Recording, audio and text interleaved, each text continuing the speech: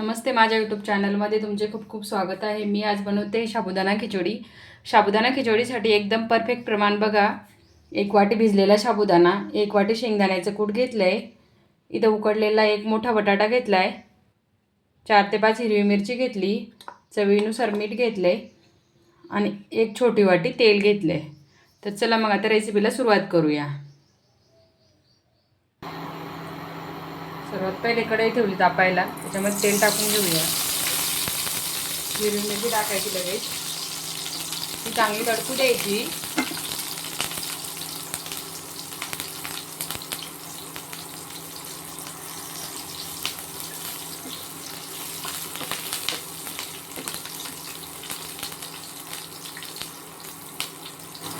साबुदाणा टाकायचा, त्यामध्ये शेंगदाण्याचं कूट टाकायचं, मीठ टाकायचं,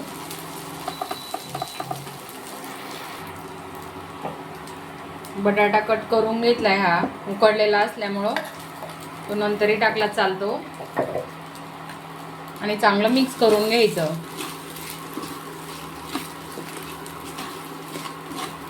6 ते 7 मिनिटं होऊ द्यायचा साबुदाणा।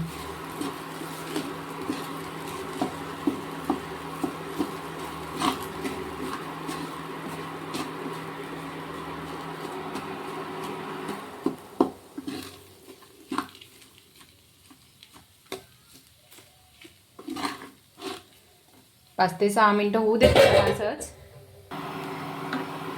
तुम्ही बघू शकता साबुदाणा खिचडी बनवून रेडी झाली आहे। तुम्ही पण अशीच बनवता का? मला कमेंट करून नक्की सांगा। तुम्हाला पण हा व्हिडिओ आवडल्यास व्हिडिओला लाईक शेअर करा, सबस्क्राईब करा। भेटू आपण पुढच्या ब्लॉगमध्ये।